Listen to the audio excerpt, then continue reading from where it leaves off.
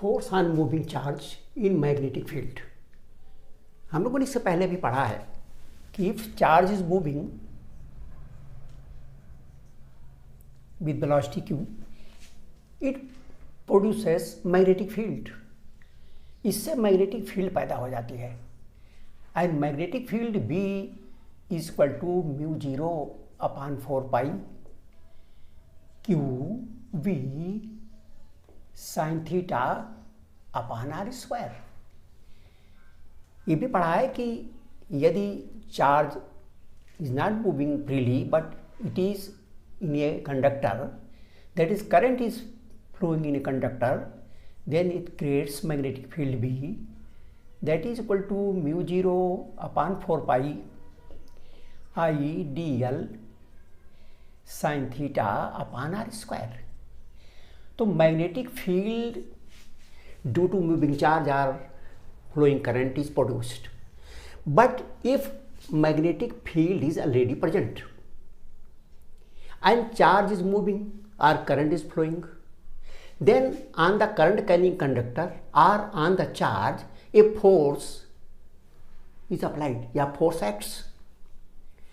तो जो फोर्स किसी मैग्नेटिक फील्ड को स्वयं चलता है, चार्ज तो पैदा भी करता है, और किसी मैग्नेटिक फील्ड में अगर चार्ज हो तो उसके ऊपर मैग्नेटिक फोर्स भी कार्य करता है। If magnetic field is already present and a charge moving in the magnetic field, the charge feels a force. इसी प्रकार से if there is a conductor and current is flowing in a magnetic field, it is in magnetic field, then it experiences a force. तो हमको यहाँ ये पढ़ना है force on moving charge in magnetic field.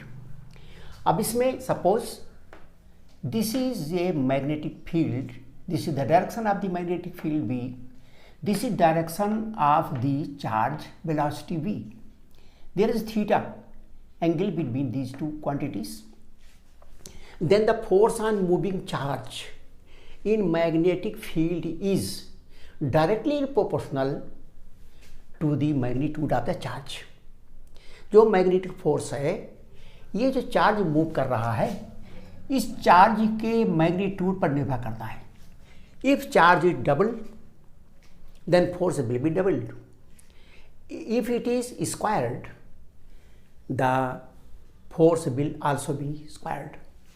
It means this is directly proportional to the charge. Secondly, it depends upon the magnetic field. If magnetic field is doubled, force will be doubled.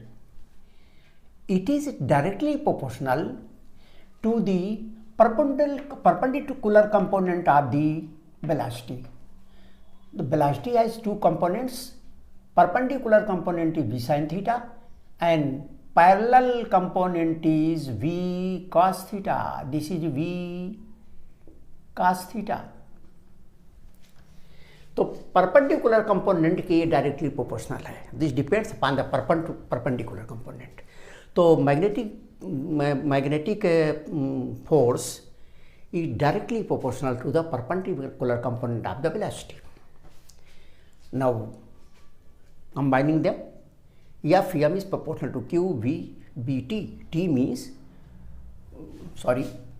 B perpendicular, not T, B perpendicular. Then, B perpendicular is V sin theta. तो ये हो गया आपका q we B sine theta. F m equal to a constant q B B sine theta. By experiment this constant in SI system the value of K is 1 and therefore the equation is Fm is equal to QB sin theta. In vector form we can write it like this. Fm is equal to Q V cross B. इससे ये पता चलता है कि जो force है इन दोनों के परपेंडिकुलर डायरेक्शन में है.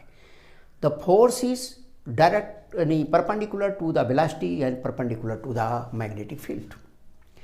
तो यहाँ पर जो चार्ज है वो Q है, मैग्नेटिक फील्ड हमारी B है. Bt का मतलब perpendicular component of the velocity which is equal to B sin theta. This is the force on moving charge. अब now direction of the magnetic field. जिस तरह किसी करंट कैरिंग कंडक्टर के कारण प्रोड्यूस्ड जो मैग्नेटिक फील्ड है उसका direction पता लगाने के लिए हम दाहिने हाथ की हथेली का नियम नंबर 1 का प्रयोग करते हैं, right hand palm rule number 1। उसमें हम लोगों ने ये पढ़ा कि if current is in this direction, that is in the direction of the thumb, and this is the direction of the point where we have to find out the magnetic field, then the perpendicular of the palm, that is normal to the palm, is the direction of the magnetic field. Here the force is also, the direction of the force is also known by this right hand palm rule number 2. This is direction of the moving charge, positive charge or current. This is direction of the magnetic field. The fingers are the direction of the magnetic field. Then the perpendicular of the palm, normal to the palm, is the direction of the force.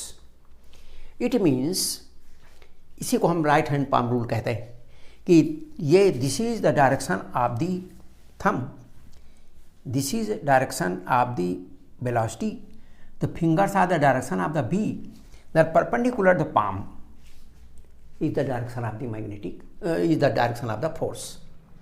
इसका मतलब कि if ये in a magnetic field suppose this is earth magnetic field from north to south, from north to south is the earth magnetic field, and one positive charge is moving from east to west, तो east to west magnetic field is moving, this is the direction of the magnetic field, like this, this is direction of the magnetic field from north to east, this is the north to south, this is south, this is north, and this is direction of the positive charge from east to west, and therefore the force on the charge is upward direction. इसलिए जो charge जा रहा है east से west में, positive charge, due to magnetic field of the earth magnetic field, ये ऊपर की तरफ चला जाएगा, force will be acting upward direction. तो this is the right hand palm rule. Secondly frame is left hand rule.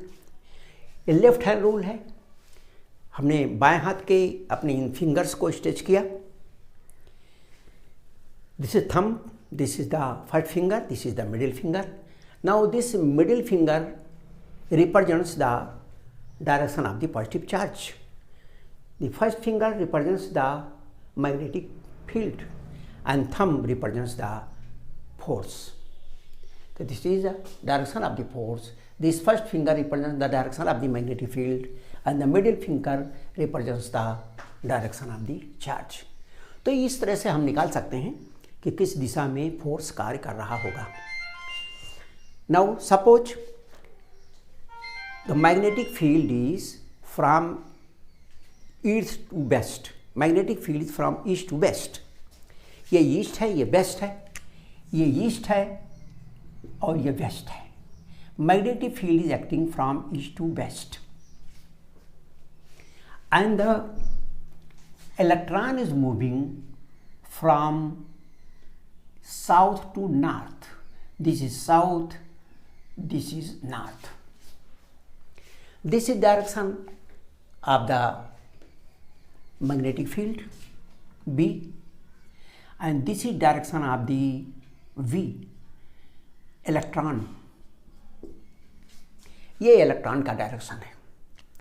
तो because electron is negatively charged, इसलिए अगर इलेक्ट्रॉन का डायरेक्शन ये हुआ तो पॉजिटिव चार्ज का डायरेक्शन इसका उल्टा होगा। तो फोर्स निकालने के लिए, इस इलेक्ट्रॉन पर फोर्स निकालने के लिए हम इसकी उल्टी डायरेक्शन को लेंगे, या तो फिर इलेक्ट्रॉन को कर लें तो फोर्स की जो वैल्यू निकालेंगे उल्टा निकालेंगे। For example this is direction of the magnetic field and this is direction of the velocity of electrons, and therefore the force, अगर एक पॉजिटिव चार्ज होता तो इस डायरेक्शन में काम करता, but it is acting, this is negative charge, therefore the force is acting in this direction, that is downward direction, downwards inside the plane of this board. तो यहाँ पर जो फोर्स है वो अंदर की ओर है, अंदर की ओर, ये फोर्स का डायरेक्शन है एफ अंदर की ओर। यहाँ पर we know that F is equal to Q B sine theta, therefore B is equal to F upon Q B sine theta. Sine theta का कोई भी यूनिट नहीं होगी, F is newton, q is coulomb, one coulomb is equal to ampere second, v is meter per second, second second cut गया, and therefore the unit of this B is newton प्रति ampere meter. Newton पर ampere meter is the unit of this magnetic field. Now Lorentz force. अब Lorentz force जो charge है उसके ऊपर electric field भी काम करता है और मैग्नेटिक फील्ड भी काम करता है। If charge is stationary v equal to 0, तो अगर v 0 है तो इसके ऊपर मैग्नेटिक फील्ड काम नहीं करेगा। Magnetic field is 0। अगर चार्ज स्टेशनरी है तो F m equal to 0, but electric field काम करेगा। इलेक्ट्रिक फील्ड तो चाहे स्टेशनरी हो चार्ज, चाहे चल रहा हो, दोनों स्थिति में काम करता है। Therefore electric field is equal to E into q. This is the electric field.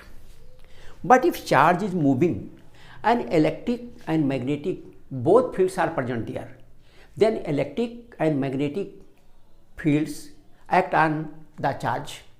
That is, force is in electric field as well as in the magnetic field. The combined effect of this electric and magnetic field is known as electromagnetic force, and this is known as Lorentz force. इसी को Lorentz force कहते हैं, जो electric और magnetic force किसी भी moving charge पर काम करता है। Suppose a charge q is moving with velocity v, electric field is E and magnetic field is B. Then electric force on the charge is, तो इलेक्ट्रिक फोर्स जो हुआ वो कितना हुआ? Charge into electric field. And similarly the magnetic force is q v cross b, and therefore the total force which is known as electromagnetic force is equal to q, common है, यहाँ भी है, यहाँ भी है, E plus V cross B। This is the Lorentz force acting on a moving charge. तो this is about the moving charge.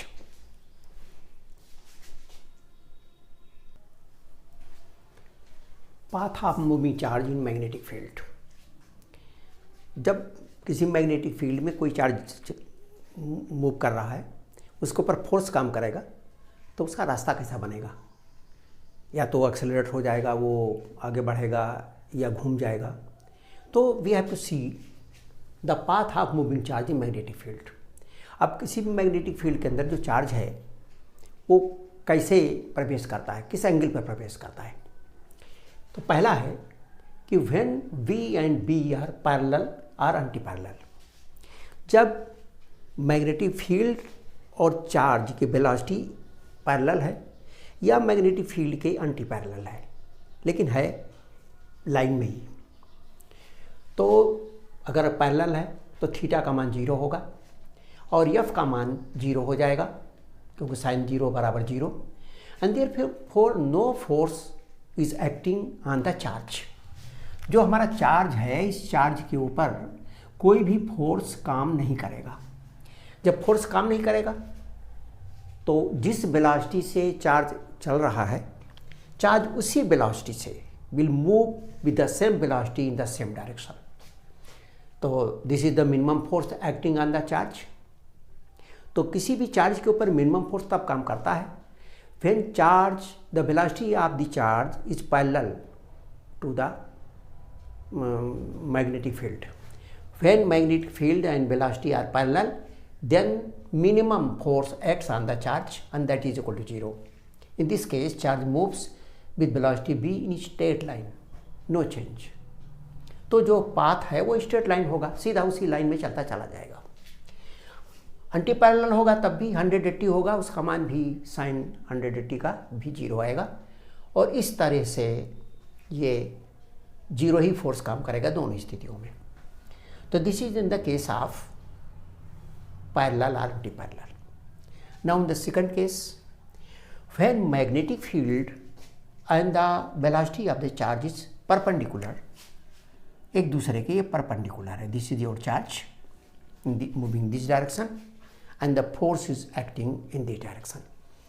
अब जब फोर्स काम करेगा तो in this case theta is equal to 90 and therefore the value of sine 90 is maximum, that is 1, and therefore force will be maximum in this case when these both are perpendicular to each other, B perpendicular to B, then the force is maximum and this is equal to QVB sin 90 is equal to QVB because sin 90 is equal to 1. This is the maximum force. Now let us see the direction of the force. Force का direction देखने के लिए अगर यहाँ हम देखें तो we know that this is direction of the magnetic field, this is direction of the charge, positive charge, and the force is towards the inside the board. Board के अंदर की तरफ काम करेगा. तो जो बोर्ड के अंदर की तरफ जाएगा तो उसका जो पाथ होगा we cannot see. तो उसके लिए हम क्या करते हैं कि पहले देख लें कि अगर इस तरह से हमने बनाए हैं चिन्ह, मैग्नेटिक फील्ड इस तरह दिखाया, तो this is coming outward direction. जब B is coming outward direction तो हम इस तरह दिखाते हैं. When it is inside directing towards inside the board then we represent is like cross. अब हमने क्या किया कि suppose there is a magnetic field, this is the magnetic field and this is acting inside the board. तो magnetic field का direction है and this thumb is the direction of the charge. This अब जब इधर को जाएगा तो this is in this direction and this is in this direction, both are perpendicular to each other. इनके बीच में 90 डिग्री कोण बन रहा है. Magnetic fields are downward inside the direction inside this board and this charge is in this, there is 90 degrees and therefore the force will be QVB, maximum force लगेगा and that is in the direction. तो जब force इसमें इस direction में काम करेगा, this is the force. तो when the force is perpendicular to the displacement, तो कोई भी वस्तु सर्कुलर पाथ पर चलती है.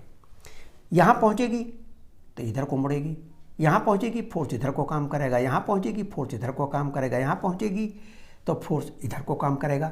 यानी always the force is acting towards A point that is centre of the circle and the charge moves in a circular path.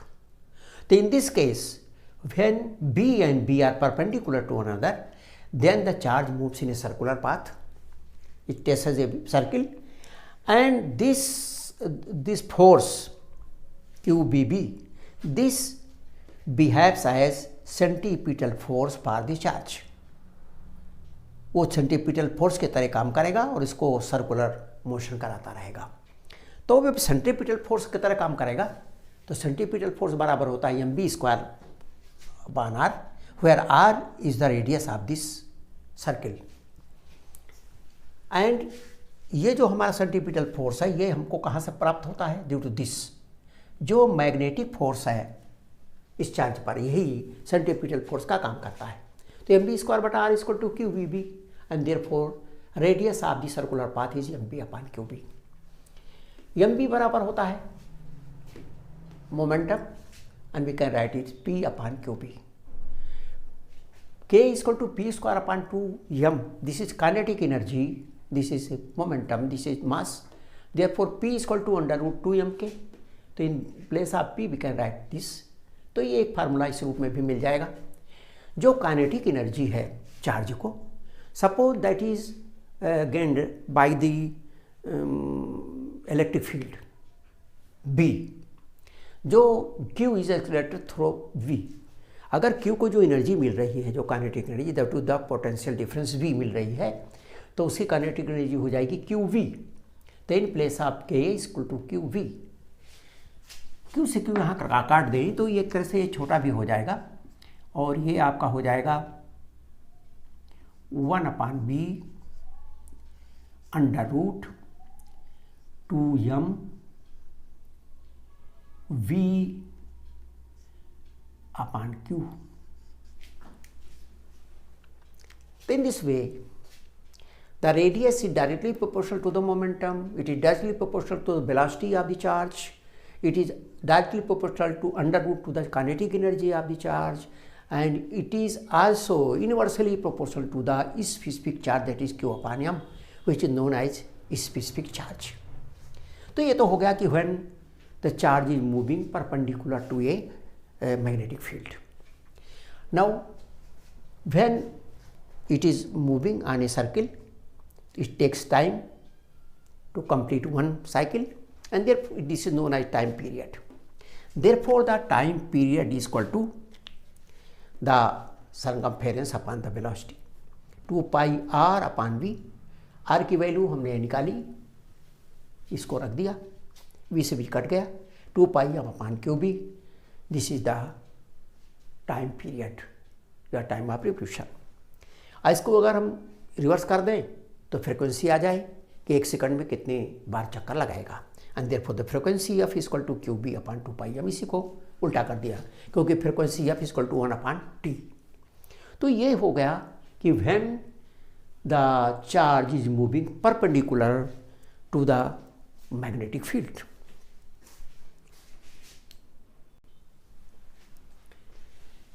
अब तीसरा नंबर परपेंडिकुलर देख लिया, थर्ड नंबर है when v is at angle theta with magnetic field. Parallel रहेगा तो कोई force काम नहीं करेगा, b और b. परपेंडिकुलर रहेगा तो हम लोगों ने देखा कि सर्कुलर पाथ पर चार्ज घूमेगा, और यदि परपेंडिकुलर भी नहीं है और पैरेलल भी नहीं है, बल्कि at any angle v and b, तो जो v है इसके दो कंपोनेंट हो जाएंगे. एक हो जाएगा perpendicular component that is b sin theta, एक हो जाएगा parallel component b cos theta. तो जो पैरेलल रहता है मैग्नेटिक फील्ड की, उस वेलोसिटी पर मैग्नेटिक फील्ड का कोई प्रभाव नहीं पड़ता. पैरेलल रहता है तो उसी वेलोसिटी से चलता चला जाता है. तो ये जो चार्ज है b cos थीटा वेलोसिटी से पैरेलल दिशा में चलेगा, इसकी इस वेलोसिटी में कोई भी अंतर नहीं आएगा. ये इसका जो कंपोनेंट है ये इतना ही रहेगा, लेकिन इसका जो परपेंडिकुलर कंपोनेंट है, परपेंडिकुलर कंपोनेंट इसको सर्कुलर पाथ पे चलाता है b sin थीटा. तो क्या होगा कि ये जो चार्ज है ये b sin थीटा से तो सर्कुलर पाथ पर मूव करेगा, सर्कुलर पाथ पे चलेगा b sin थीटा से, और b cos थीटा चूँकि पैरेलल है मैग्नेटिक फील्ड की तो उससे वो मैग्नेटिक फील्ड के डायरेक्शन में चलेगा. तो इस प्रकार से चार्ज चक्कर लगाता हुआ और आगे को बढ़ता जाएगा लाइक दिस.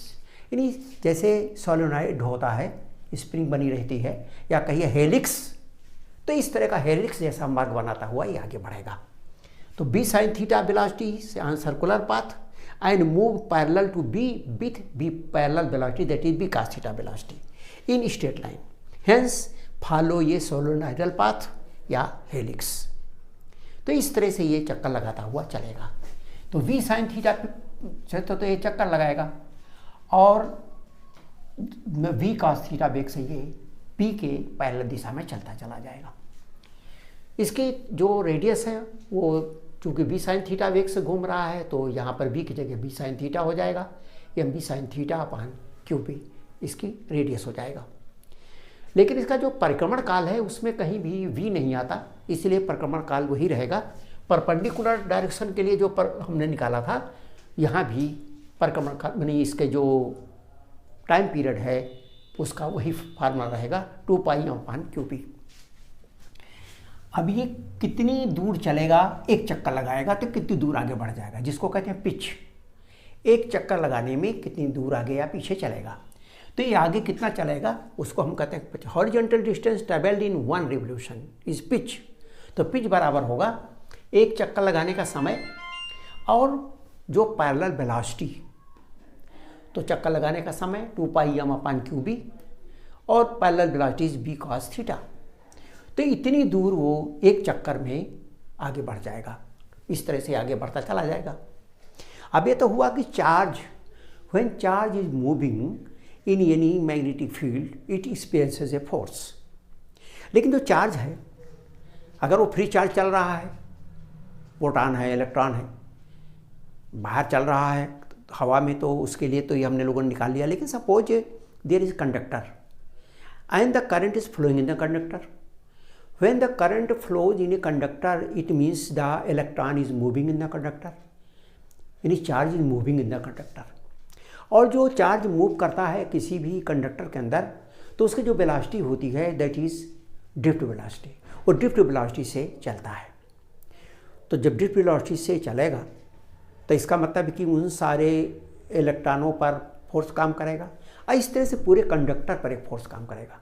तो we have to find out the force on a current carrying conductor. ये करंट कैरिंग कंडक्टर है और इसके ऊपर जो फोर्स लगेगा वो प्रत्येक जो इसके अंदर जितने भी इलेक्ट्रॉन्स होंगे सभी फोर्स के टोटल के बराबर होगा। तो सपोज कर लिया ये कि ये हमारा एक कंडक्टर है जिसके अंदर electrons are moving in this direction with velocity bd, this is their velocity. तो जब इलेक्ट्रॉन अगर इधर जा रहे होंगे, चार्ज कैरियर इधर जा रहे हैं, तो इस कंडक्टर के अंदर जो करंट है, इलेक्ट्रिक करंट इस दिशा में फ्लो कर रही है। इसका डायरेक्शन और हमारे मैग्नेटिक फील्ड के डायरेक्शन के बीच में थीटा कोण है। अब किसी एक जो हमारा एक है चार्ज कैरियर, उसके ऊपर फोर्स कितना लगेगा? तो force on one charge is Q we, B की जगह यहाँ बी डी हो जाएगा, Q we B sine theta. Theta इनके बीच का कोण है और बी डी इसकी वेलोसिटी है। In place of B we have written here V D, Q V D B sine theta. ये एक चार्ज कैरियर के ऊपर लगने वाला फोर्स है। Suppose the length of this conductor is L, जिस cross section is A and therefore the volume is A L. अगर इसकी ये एक चार्ज कैरियर की डेंसिटी n है, इसके यूनिट वॉल्यूम में चार्ज कैरियर की डेंसिटी n है, यानी चार्ज कैरियर n है, तो पूरे में कितना होगा? A L N. Total charge carriers are A L N. इसलिए पूरे चार्ज कैरियर पर जितना फोर्स लगेगा वही इस कंडक्टर के ऊपर लगने वाला फोर्स होगा। Therefore the force on the conductor F equal to A L N, सारे जितने भी चार्ज कैरियर हैं, तो A L N Q B D B sine theta. तो Q B D B sine theta तो एक पर लगने वाला है, इसलिए इन सब पर लगने वाला, पूरा कंडक्टर पर लगने वाला, इसी को हमने पूरे नंबर से गुणा कर दिया। यहाँ पर आप ध्यान से देखें, ए एन वी डी, हमको इसके पहले पढ़ा है N A B D is I current, A N Q B D is current. तो A N Q B D की जगह हमने रख दिया आई, तो it becomes I L B sine theta. We can write is I L cross B. तो ये उसी तरह है जैसे चार्ज और इसकी वेलोसिटी और जो मैग्नेटिक फील्ड के बीच था, वैसे यहाँ पर जो हमारा चार्ज कैरी, जो हमारा कंडक्टर है, उसका ये यानी लेंथ है और ये मैग्नेटिक फील्ड है। इसमें भी फोर्स का वही तरीका है।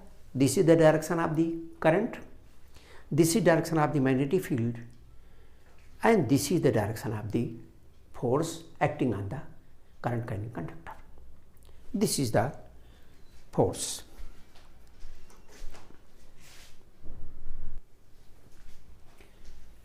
.5 ampere current is flowing in a conductor of length 2.5 meter, long wire, perpendicular to the magnetic field 0.9 Tesla. Find the force on the conductor. I is equal to 2.5, L is equal to 2.5 and B is equal to 0.9, and therefore force on current carrying conductor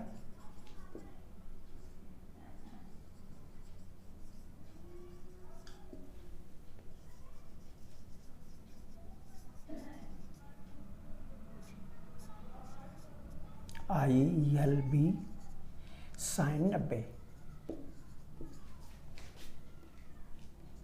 ILB 2.5, 0.9,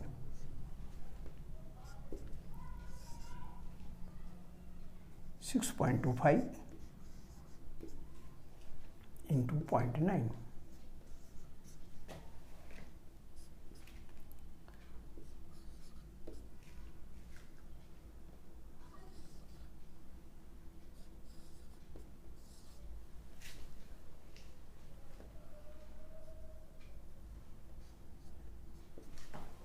is equal to 5.6 Newton. This is the force acting on the current carrying conductor. अब ये current जिधर को बह रही है और जिधर को मैग्नेटिक फील्ड है, दोनों को परपेंडिकुलर डायरेक्शन में काम करेगा। अगर मान लीजिए ये मैग्नेटिक फील्ड है और ये करंट बह रही है, तो फोर्स इन दोनों के परपेंडिकुलर, यानी current in this direction, magnetic field in that, therefore the force will be in this direction, right. यहाँ पर कुछ ऐसे कंडक्टर्स हैं जो सीधे नहीं हैं। कंडक्टर है यमन, इस तरह से टेढ़ा है। अब टेढ़ा है तो इसकी लेंथ कितनी लेंगे? तो length is consider between the ends. M और यन की सीधी डिस्टेंस को कंसीडर करते हैं, this is known as L. और ये जो इनको मिलाने वाली रेखा है, इसे मैग्नेटिक फील्ड के साथ जो कोण बनाती है, इसी को हम थीटा लेते हैं। And therefore the in this case, first case में जो फोर्स लगेगा, अगर suppose current is flowing I, this is I, तो हो जाएगा force is equal to I, L is M N और into B. This is the force. Now in the second case, the magnetic field is down one direction, current in this direction, both are perpendicular to one another. ये perpendicular current is this direction and magnetic force in this direction, उनके बीच में 90 अंश का कोण है। Current ऐसे जा रही है, मैग्नेटिक फील्ड अंदर की ओर है, तो दोनों के बीच में 90 अंश का कोण बन रहा है। ये है मैग्नेटिक फील्ड, ये है करंट, ये मैग्नेटिक फील्ड 90 पे है, और इसीलिए कंडक्टर की जो डिस्टेंस लेंथ ली जाएगी वो यम के बीच की दूरी ली जाएगी, विच इज इक्वल टू 2r। इसलिए the force in this case, in the second case, is equal to F is equal to 2r। 2r is the length between them, और करंट है I is current and B. So this is the force, that is 2IRB.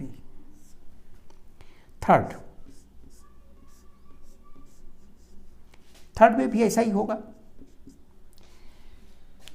Third में भी जो B है वो इन this direction में है और करंट ये जा रही है, ऐसे है। जो हमारी करंट है वो इस डायरेक्शन में है, करंट, और B इस डायरेक्शन में है, करंट इस डायरेक्शन में है। या there force is acting perpendicular outward direction, इस पर जो फोर्स काम करेगा आउटवर्ड डायरेक्शन काम करेगा, ठीक है। तो लेकिन फोर्स उतना ही होगा क्योंकि इसके बीच की दूरी 2r ही होगी, तो ये भी वही होगा 2IRB, because theta is 90 here and here also the theta is 90. ठीक, but in this case B and current both are parallel and therefore the force is 0. In this case F is equal to 0 because theta is equal to 0. तो इसलिए अगर कहीं टेढ़ा है या सीधी conductors नहीं है, तो इस तरह से इसको हम कंसिडर करके इसकी वैल्यू कैलकुलेट कर करते हैं, दैट्स ऑल।